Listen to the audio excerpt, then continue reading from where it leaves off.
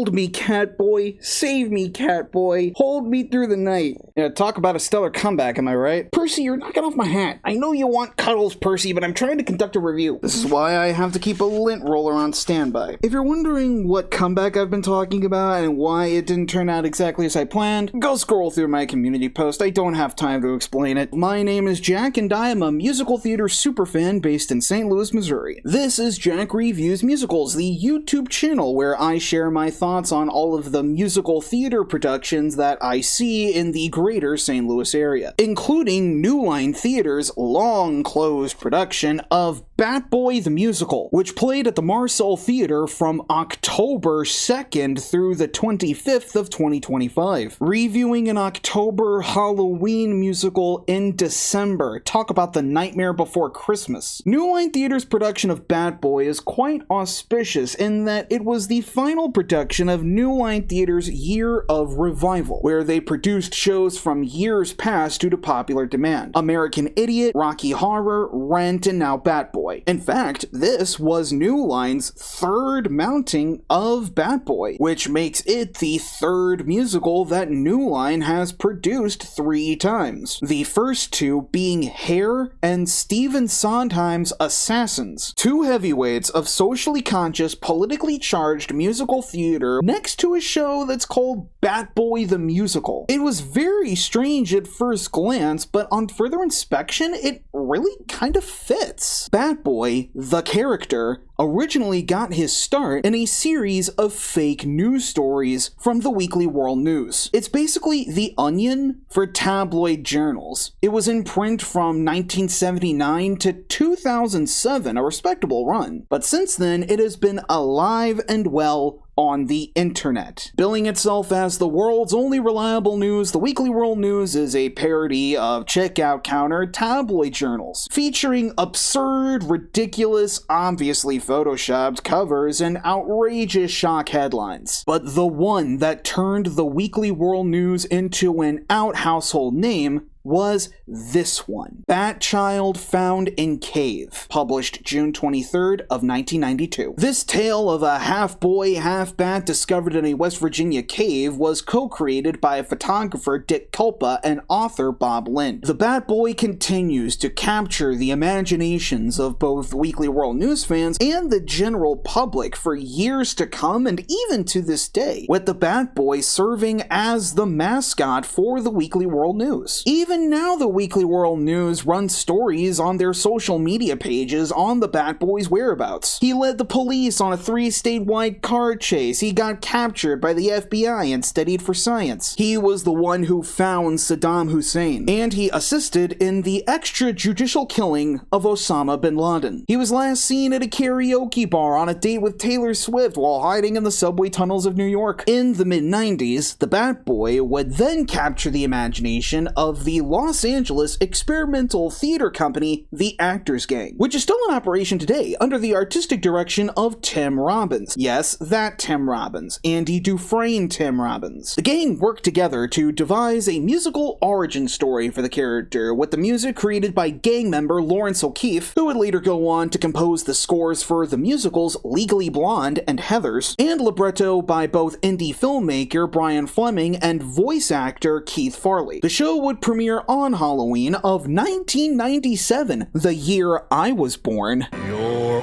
old.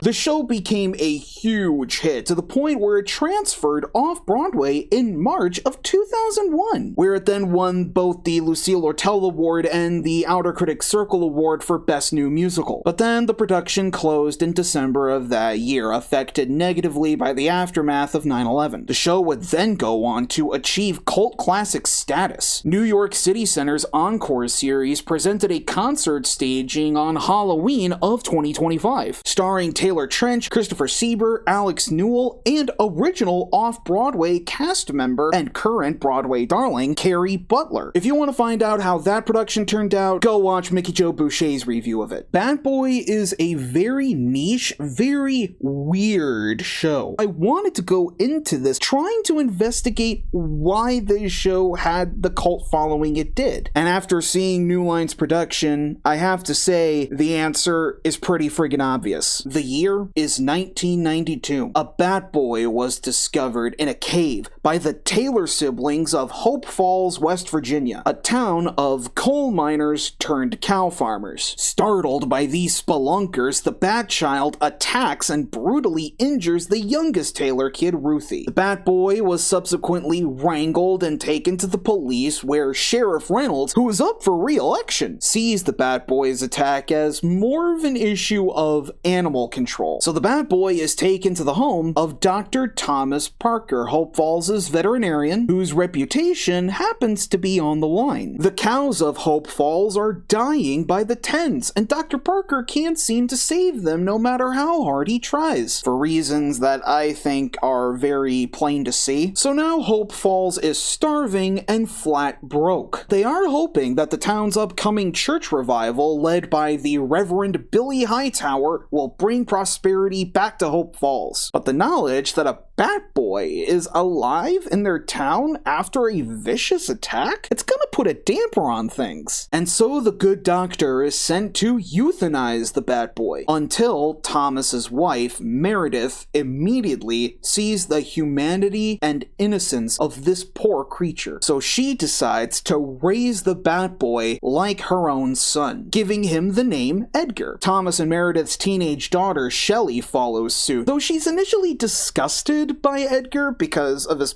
constant screaming, hissing, begging for food like a wild animal. But through some very well-timed and well-placed events, Shelley warms up to him, agreeing to help Meredith raise Edgar as an upright citizen of Hope Falls. And that's exactly what happens. Edgar learns to read, how to speak, how to dress, how to behave like a civilized person. And eventually, Edgar proves himself to be intelligent, well-spoken, and even very kind. However, Thomas has been holding a not-so-secret jealousy of Edgar, due to Meredith loving Edgar more than Thomas, since their marriage has been on the rocks for years. So to get Meredith to love him again and to keep his job in Hope Falls, Thomas, a bit more secretly, gives Edgar animals to feed on, in order to satiate Edgar's craving for blood. And Thomas does this in an effort to stage a frame-up job, pinning the deaths of the town's cows and eventually of Ruthie Taylor on Edgar. And that turns out to be successful too. Edgar crashes the church revival, and as the town actually begins to accept him for who he is, Thomas bursts in and pins everything on Edgar, causing the town to turn on him. So now we have a high-stakes thriller on our hands, with Edgar and Thomas duking it out to see whether they will choose to be civilized gentlemen or vicious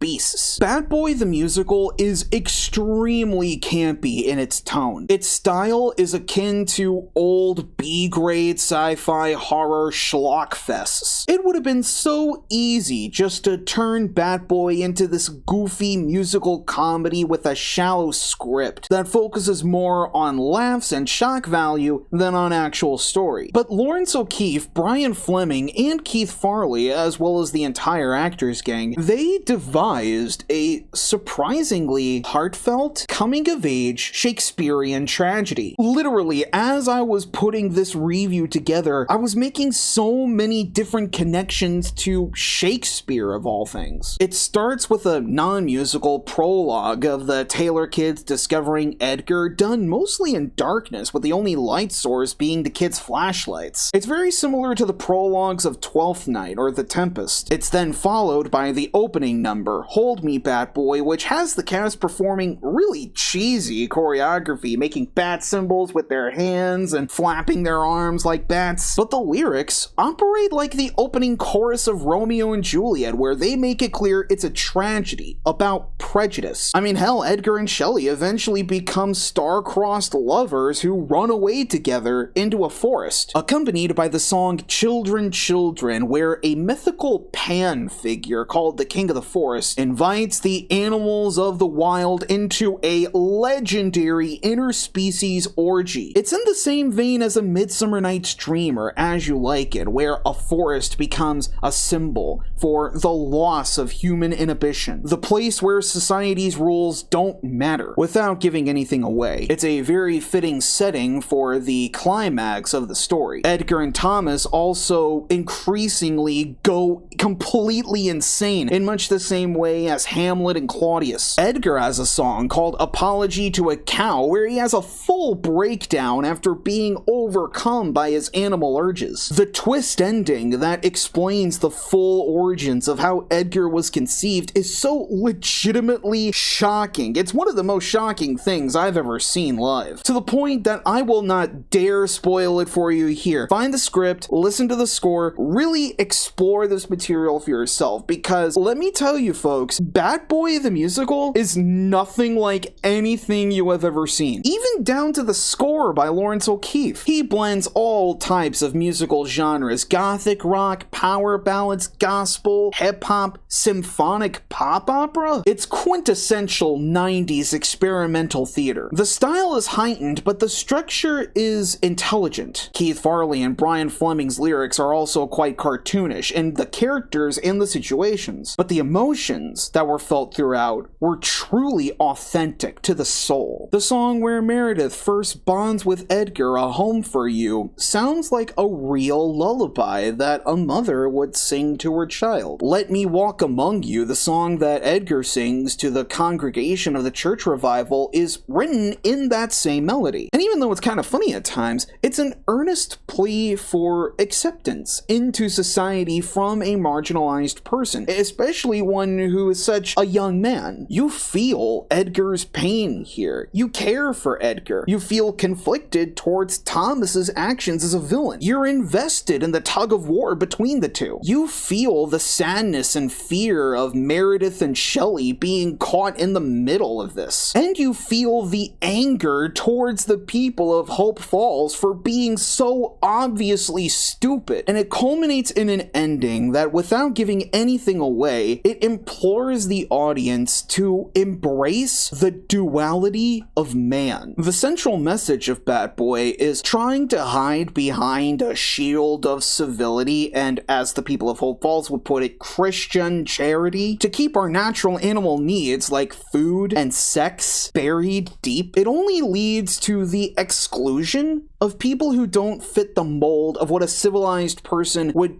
be widely considered to look like. And that's something we see all the time in today's world. Increasingly so, as more countries, including the United States, are embracing authoritarianism and fascism, actively making the world a dangerous place to live for people like women, like people of color, like queers, like non-Christians. Bad Boy is a musical begging people to stop being prudes, to stop being bigots, and start embracing the things that make us different and human, and that the world would be a better place if we started doing that. And I cannot emphasize enough that I am making these connections to a show that's called Bad Boy the Musical. Bad Boy is, for me as an adult right now, what Urinetown was for me when I discovered it in high school. In fact, both of these shows are eerily similar. They premiered right around the same time in the late 90s to early 2000s. They are both musical comedies, extremely goofy on the surface, its tongue very firmly in cheek, but then they slowly uncover hard-hitting social commentary, populated by a cavalcade of unforgettable characters. And I think that is the secret to Bad Boy's success and why it has endured a cult following. Not just the musical, but the character of Bad Boy. Bad Boy isn't funny because the premise of the character and his story is outwardly absurd. Bad Boy is funny because of what it reveals about America and the world at large, about how inherently stupid bigotry and scapegoating is, and how we are essentially just animals, so we might as well treat each other as thy neighbor. This is something about Bad Boy that I think New Line realized down to its bone bones. And if this production was their third time doing it, clearly they aced it the first 2 times. The directing by Scott Miller and Chris Moore does a really great job of retaining the cartoonish quality of the material. The blocking and the musical staging is very exaggerated. They work with the cast to craft silly character voices, but they present it all in a way that doesn't feel like it's mugging the audience. The stakes still felt urgent. The emotions that the characters go through still feel real. And considering how ridiculous it all is on a pure surface level, it's honestly remarkable. Starting with the ensemble, the townspeople of Hope Falls. Something really interesting about Bat Boy as a musical is that the townspeople are played by an ensemble of just 5 actors, who are all playing multiple roles and constantly change in and out of accessories and costumes in plain view of the audience. It's a pretty clever way of both acknowledging the kitschiness of the Weekly World News and also making it clear that this is an experimental musical with pretty much no budget. The people of Hope Falls are led in New Line's production by Stephen Thompson as Sheriff Reynolds, who is up for re-election. Thompson did great at playing up the alternating overconfidence and incompetence of this small town sheriff in over his head. I really loved his delivery of the lyric in Christian Charity, and if he turns into a pain, call me, I've got stun guns and a chain. I also loved that he delivered the final spoken line of the show before it goes into the finale. After the shocking ending transpires and state troopers come to ask what happened, Reynolds says to him in this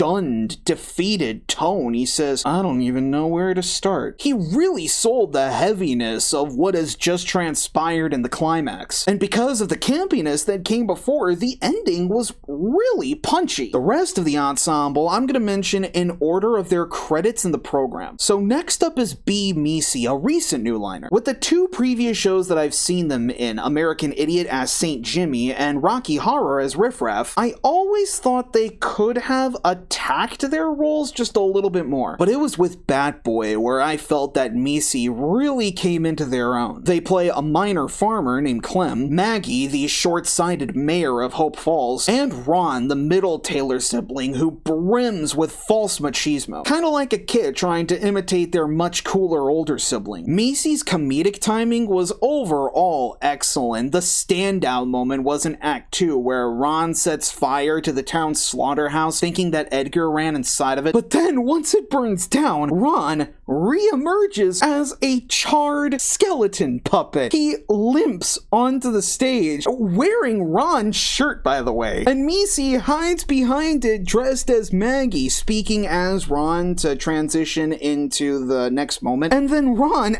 as the skeleton, collapses to the ground as Maggie covers her face in shock. That was one of the funniest moments of puppetry I've ever seen live. Meesey aced that. I was laughing on the floor. They were great. Zach Hewells was a good find as Bud, the sheriff's deputy, Daisy, a local church lady, and the king of the forest, with his performance of Children giving a regal stage presence that made for a great contrast against the silliness of having the cast run around in animal masks, dry humping animal plushes. Ronald Motley plays another farmer named Roy, Mrs. Taylor, the mother of the Taylor kids, who is the archetypal Karen. Motley achieves a great balance of being both hysterical and overprotective. And Motley also plays the Reverend Billy Hightower, who leads the church revival that opens Act 2. He leads a joyful noise, this high-energy gospel number. Motley gives an effervescent stage performance that is also a great contrast to the initially tepid congregation who slowly get into the Holy Spirit with as much enthusiasm as him. I also love that when Edgar crashes the revival to sing Let Me Walk Among You, that Motley gives Billy his own arc. From confusion to understanding and finally acceptance. Motley as the Reverend did a really great job of giving the audience a false sense of security, convincing everyone to accept Edgar before Thomas comes in to pull the rug out from under us. Zachary Thompson is great as Farmer Dylan, the church lady Lorraine, possibly giving the the best Appalachian accent in the ensemble, and Rick, the oldest Taylor kid and Shelley's boyfriend, whose stereotypical jock persona makes him both really funny and really menacing, especially in his taunting and threatening of Edgar in his rap song, What You Wanna Do. Finally, there's Chelsea Johnston as Farmer Ned and Ruthie, the youngest Taylor kid who gets attacked by Edgar. Johnston plays up very well the whimpering, simpering, and screaming that Ruthie does that is both laugh-worthy and sympathetic, especially at the end of Act 1 when Thomas poisons her. Johnston also gets the chance to show off some impressive vocal chops as the main soloist in the opening number, Hold Me Bat Boy. What I really admire about this ensemble is that even though the characters they are playing are so obviously moronic, they never play them like they are cliched stock characters. They play them like real people, as wacky as they are, to the point that you're both laughing your head off and just angry beyond measure at them. This cast deserves a nomination from the St. Louis Theater Circle for Best Ensemble in a Musical. The performances at New Line from the main cast were also excellent, starting with Rafael DaCosta as Edgar. Ever since his New Line debut as Renfield in Dracula, Rafael DaCosta has very quickly become one of my favorite New Liners. Aggressive energy, intense physicality, and a great sense of restraint, making him ideal to play a character archetype very common in New Line shows. People who are just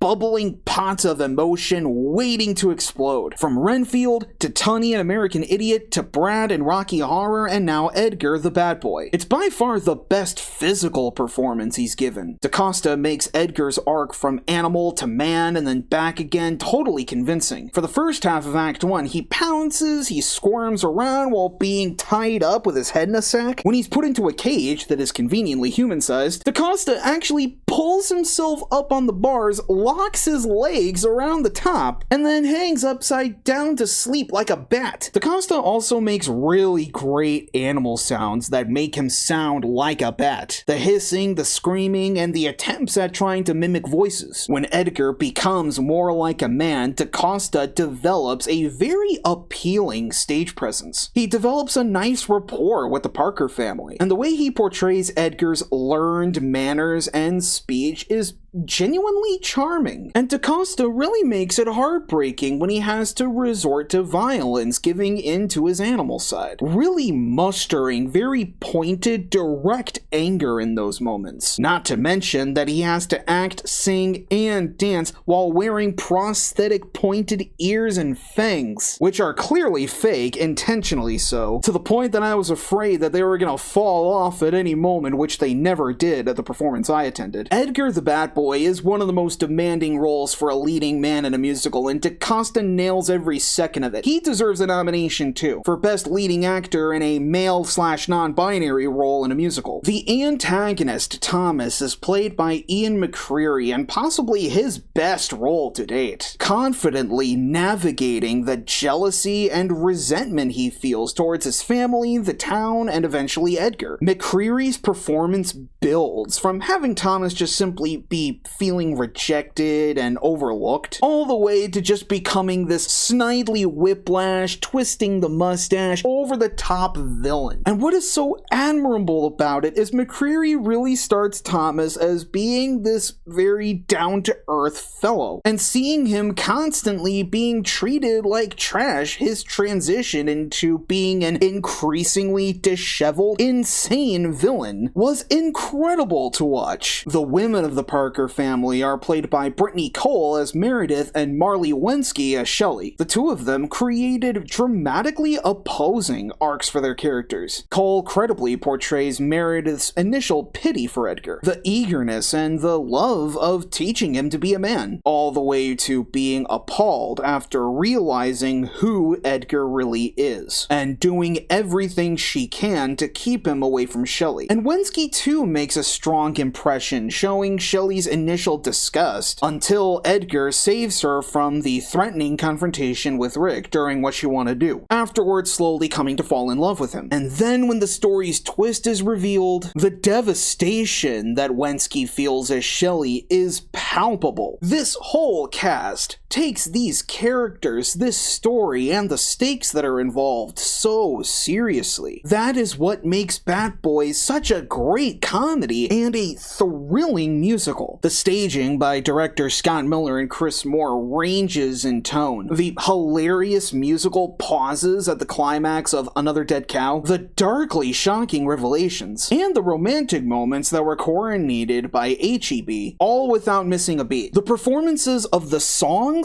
were awesome, thanks to musical director Jason Eschoffen, who leads a shredding 4-piece rock band with himself on the keys, Adam Rugo on guitar, Xander Gerdes on the bass, and Joe Winters on drums. The voices from the cast were excellent, the sound design by Ryan Day was seamless, the band sound slapped, and it slapped hard. The songs were so emotional and driven, the forcefulness from the ensemble during the opening number, Hold Me Bad Boy, its reprise as a finale, the Act 1 closer, Comfort and Joy, the heart-tugging harmonization of DaCosta and Cole during A Home for You, McCreary's Tango and Dance With Me Darling, Mrs. Taylor's comical lullaby for an agonizing Ruthie, Cole and Wensky nailing Meredith and Shelley's iconic duet, 3-Bedroom House, A Joyful Noise, Let Me Walk Among You, Apology to a Cow. Every single one of these songs are bangers! On Lawrence O'Keefe's end, you could definitely see the musical pipeline from this to Legally Blonde to Heathers. As for the visual style, the very kitschy, campy horror aesthetic was rather consistent all around. Rob Lippard designed the set, which is a multi-level scaffold made to look like a disused mining shaft, making the Marcel Theater feel like a cave. It was very well done. Becca Rose Bassett's costumes perfectly captured the characters and accommodated for the actors' quick change demands flawlessly. The lights by Bradley Rolfe were very smartly designed. The darkness of the caves, the bright whites of the Parker house, the low-key ambers of the town square, the greens of the forest scene, the reds and blues of Edgar and Thomas's madness. There was even a gobo of a crucifix that shone bright during the church revival sequence. That was a great touch. And finally, there's the props, designed by Aaron Goodenough and Patricia Edmonds, ranging from the amusingly mundane, like the prim and proper living space for the Parkers, to the outright hilarious, like Edgar's cage, the glowing neon green toxin that Thomas concocts, the stuffed animals during the forest orgy in Children, and Ron's charred skeleton in the death scene that had me laughing on the floor. And that was the general mode that I was in for pretty much this whole production, until it really hit me just how brilliantly done the social commentary really is. New Line Theater's production of Bat Boy the Musical is one of the best pieces of experimental musical theater I've seen in years. There was such an obvious respect and reverence for this material from everyone involved, where they really put all of their talent into it to make this story so funny and so smart. And it's such an important story for New Line to share when they did. With its commentary on scapegoating and bigotry, the duality of man, I am honestly pitifully embarrassed that I let my personal life get so much in the way of getting my review out while the show was still running. But you know what I'm especially embarrassed for? The musical theater community at large. Because even though Bat Boy is a cult horror musical, it has nowhere near the same amount of attention as something like Rocky Horror or Heathers. And folks, after seeing New Line's brilliant production, I need to say, we gotta turn this around. Like I said in the middle of the review, find the script, listen to the score, watch a taping of a production on YouTube if you have to. Hell, watch Mickey Joe Boucher's review of the Encores concert. You can hear him gush about how brilliant this show was just as much as I am right now. Bad Boy really needs more attention. Like, why is nobody looking at this? For a show like this to take a parody tabloid journal and musicalize it into this serious tragedy with a diverse, multi-genred score of great songs, a host of hilarious characters, and plenty of gore, violence, and all-around insanity, makes Bat Boy a musical deserving of as much respect as the top-tier, absolute best musical comedies. New Line's Bat Boy easily ranks in my top 10 best musicals I've seen this year. This little show that could was a billion gajillion times better than some of the actual Broadway caliber musicals that I've had to sit through this year. New Line Theater created something really special with this. I sincerely hope that my glowing praise of their production will make up for the long stretch of time that it has taken me to get my thoughts out in the ether. Thankfully, their next production, in which the timeliness of my review is guaranteed, will be just as experimental and even more weird, and I cannot wait. I have been recording this video for an hour and 15 minutes, so let's go ahead and call it here. If you, the person watching this, have seen New Line Theater's production of Bat Boy, let me know what you thought of it in the comments below. And if you enjoyed hearing my thoughts on the show, be sure to leave a like on the video, and subscribe to the channel so that you don't miss any more St. Louis musical theater reviews coming very soon. Thank you so much for watching, and until next time, long live the musical, and long live Bat Boy!